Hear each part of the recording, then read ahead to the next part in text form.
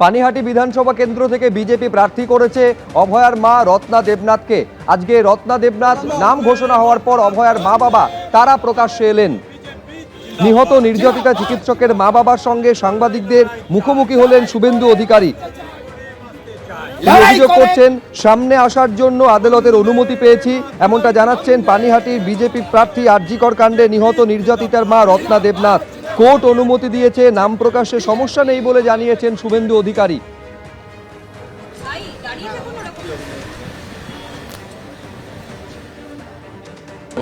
ছবি দেখেন। হ্যাঁ দেখাতে পারবো।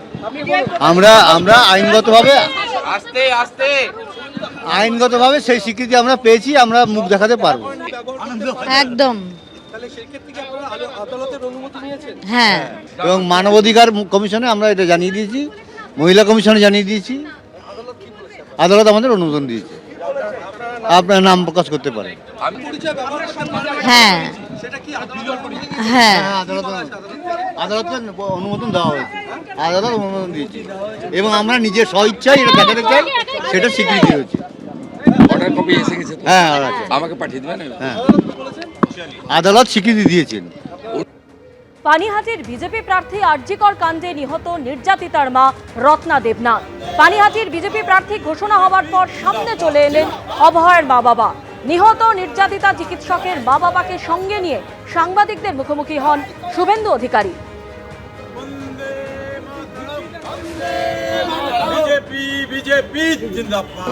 ছবি দেখেন। হ্যাঁ দেখাতে পারবো। আমরা আইনগতভাবে সেই স্বীকৃতি আমরা পেয়েছি, আমরা মুখ দেখাতে পারবো একদম। হ্যাঁ, এবং মানবাধিকার কমিশনে আমরা এটা জানিয়ে দিয়েছি, মহিলা কমিশনে জানিয়ে দিয়েছি, আদালত আমাদের অনুমোদন দিয়েছে। আপনার নাম প্রকাশ করতে পারেন। হ্যাঁ হ্যাঁ, আদালতের অনুমোদন দেওয়া হয়েছে, আদালত অনুমোদন দিয়েছে এবং আমরা নিজের স্বইচ্ছায় এটা দেখাতে চাই, সেটা স্বীকৃতি হয়েছে। অর্ডার কপি এসে গেছে? হ্যাঁ, আমাকে পাঠিয়ে দেবেন। হ্যাঁ, আদালত স্বীকৃতি দিয়েছেন। আরজিকর কাণ্ডে নির্যাতিতা এবং নিহত চিকিৎসক অভয়ার মাকে প্রার্থী করেছে বিজেপি পানিহাটি বিধানসভা কেন্দ্র থেকে। আর তারপরে রত্না দেবনাথ তিনি সামনে এলেন, অভয়ার মা বাবা তারা প্রকাশ্যে এলেন। নিহত নির্যাতিতা চিকিৎসকের মা বাবাকে সঙ্গে নিয়ে সাংবাদিকদের মুখোমুখি হলেন শুভেন্দু অধিকারী। সামনে আসার জন্য আদালতের অনুমতি পেয়েছি বলে জানাচ্ছেন নিহত নির্যাতিতার মা। কোর্ট অনুমতি দিয়েছে, নাম প্রকাশে কোনো সমস্যা নেই বলে জানাচ্ছেন শুভেন্দু অধিকারী। মমতা বন্দ্যোপাধ্যায়ের দলকে হারানোর লক্ষ্যে প্রার্থী হয়েছেন। অভয়ার দেহ জোর করে ছিনিয়ে এনেছিল, প্রতিবাদ করেছিলেন সজলরা। পানিহাটিতে ইলেকট্রিক চুল্লিতে প্রমাণ লোপাটের কাজ করেছিল বলে অভিযোগ করেছেন বিরোধী দলনেতা। ছবি দেখেন। হ্যাঁ দেখাতে পারবো। আমরা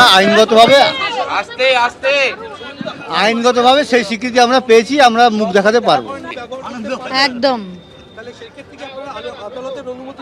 হ্যাঁ, এবং মানবাধিকার কমিশনে আমরা এটা জানিয়ে দিয়েছি, মহিলা কমিশনে জানিয়ে দিয়েছি, আদালত আমাদের অনুমোদন দিয়েছে। আপনার নাম প্রকাশ করতে পারেন। হ্যাঁ হ্যাঁ, আদালতের অনুমোদন দেওয়া হয়েছে, আদালত অনুমোদন দিয়েছে এবং আমরা নিজের স্বইচ্ছায় এটা দেখাতে চাই, সেটা স্বীকৃতি হয়েছে। অর্ডার কপি এসে গেছে? হ্যাঁ, আমাকে পাঠিয়ে দেবেন। হ্যাঁ, আদালত স্বীকৃতি দিয়েছেন। সামনে আসার জন্য আদালতের অনুমতি পেয়েছি জানালেন পানিহাটির বিজেপি প্রার্থী আরজিকর কাণ্ডে নিহত নির্যাতিতার মা রত্না দেবনাথ। কোর্ট অনুমতি দিয়েছে, নাম প্রকাশের সমস্যা নেই জানালেন শুভেন্দু অধিকারী। পানিহাটির বিজেপি প্রার্থী আরজিকর কাণ্ডে নিহত নির্যাতিতার মা রত্না দেবনাথ। পানিহাটির বিজেপি প্রার্থী ঘোষণা হওয়ার পর সামনে এলেন অভয়ের মা বাবা। পানিহাটিতে জিতছে কে? বিজেপি। আবার পানিহাটিতে নিহত নির্যাতিতা চিকিৎসকের মা বাবাকে সঙ্গে নিয়ে সাংবাদিকদের মুখোমুখি হন শুভেন্দু অধিকারী। সামনে আসার জন্য আদালতের অনুমতি পেয়েছি জানালেন পানিহাটির বিজেপি প্রার্থী আরজিকর কাণ্ডে নিহত নির্যাতিতার মা রত্না দেবনাথ। কোর্ট অনুমতি দিয়েছে, নাম প্রকাশের সমস্যা নেই জানালেন শুভেন্দু অধিকারী।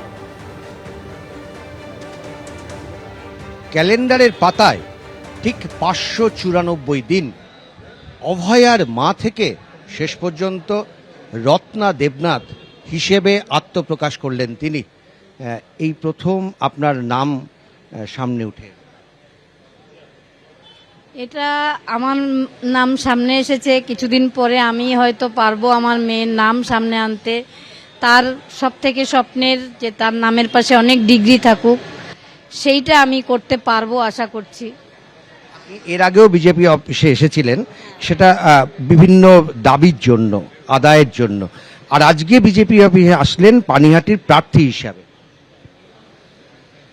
এটা আমার মনে হয়েছে সরকার, তৃণমূল সরকার যে দুর্নীতি করছে, তাতে পানিহাটির বিশেষ করে একটা পরিবার, সেটা হচ্ছে ঘোষ পরিবার, সে পুরো পানিহাটিটাকে দুর্নীতিতে ডুবিয়ে রেখেছে। মানুষ প্রতিবাদ করতে ভুলে গেছে।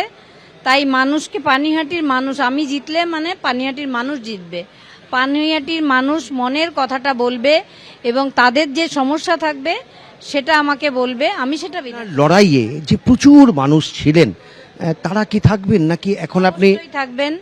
সারা পশ্চিমবঙ্গবাসী এবং সারা বিশ্ববাসী সেই 9 আগস্ট 2024 আমার মেয়েকে তাদের ঘরের মেয়ে মনে করেছিলেন, তারা সবাই আমার পাশে থাকবেন এই লড়াই। প্রচারে গেলে আপনাকে তো এই প্রশ্নের মুখে পড়তে হবে যে কেন সেদিন বিজেপি আপনার পাশে এসে দাঁড়ায়নি, অথবা স্বরাষ্ট্রমন্ত্রী কেন আপনার ফোন ধরেনি। এ কথা তো এই প্রচারে তো এই বিরোধীরা তো এই প্রশ্ন করবেন। আমি জানি না ওদের কি প্রটোকল আছে, সেই ব্যাপারে আমি এখন কিছু বলবো না। এখন কি আপনি আশাবাদী যে এবার থেকে স্বরাষ্ট্রমন্ত্রী আপনার পাশে থাকবেন? অবশ্যই। মানে বিজেপি করছেন বলেই স্বরাষ্ট্রমন্ত্রী আপনার? না, সেটা নয়, এমনিতেই দেখা করবেন। সিবিআই নিয়ে আপনার বিস্তর অভিযোগ ছিল, এখনো কি সেই অভিযোগ আছে? সিবিআই এর সীমা পাহুজা নিয়ে আমাদের অভিযোগ আছে, কিন্তু কিছু তথ্য প্রমাণ আমাদের হাতে তুলে দিয়েছে, সেটা দিয়ে আমরা নিশ্চিত যে আমরা বিচার পাবো। আপনার বিরোধী হিসাবে যারা লড়ছেন তার মধ্যে কলতনু আছে, যিনি আপনি নিজেও বলেছেন যে তিনি দাঁড়িয়েছিলেন সেদিনকে অভয়ার গাড়ি আটকানোর ক্ষেত্রে, কি বলবেন? আমি কিছুই বলবো না, কলতান আমার ছেলের মতো, যেটা করছে করুক, কিচ্ছু বলবো না ওদের নিয়ে। আপনাকে কিন্তু আজ খুব ক্লান্ত লাগছে। আমি যে মশালটা নিয়ে সবসময় আমি ঘুরি, সেটা আমার যা হারিয়েছে সেটা কাউকে আমি বোঝাতে পারি না। এখন আপনি চুল বাঁধেন না? না, চুল বাঁধি না। হাতে শাখাটা 9 তারিখ ভেঙে দিয়েছিল 2024-এর 9 আগস্ট। শাখাটাও আমি এটা প্রতিজ্ঞা, যতক্ষণ না মেয়ের বিচার পাচ্ছি ততক্ষণ আমি এই হাতের শাখাটাও পরবো না, চুলও আঁচড়াবো না, আমি আয়নায় মুখও দেখি না। আমার শেষ প্রশ্ন সেটা হচ্ছে, আপনার মেয়ের জন্য আপনার কারুর কাছে যেতে হয়নি, গোটা রাজ্যের মানুষ, দেশের মানুষ, বিশ্বের মানুষ রাস্তায় নেমেছিল, আর ভোটের জন্য কিন্তু আপনাকে মানুষের কাছে যেতে হবে, ভোট চাইতে হবে। এটাই বলবো, সেদিন যেমন আমার পাশে ছিলেন, এখনো তেমনি আমার পাশে থাকবেন আপনারা। এই জয় পানিহাটিবাসীর জয় হবে। বিজেপি অফিসে প্রার্থী হিসাবে প্রথমবার, এবং নিঃসন্দেহে তার দাবি যে এবারের নির্বাচনে পানিহাটির মানুষ তার পাশে দাঁড়াবেন। ক্যামেরায় শ্যামল জানার সঙ্গে উজ্জ্বল মুখোপাধ্যায়, এবিপি আনন্দ, কলকাতা। এবিপি আনন্দ, এগিয়ে থাকে, এগিয়ে রাখে।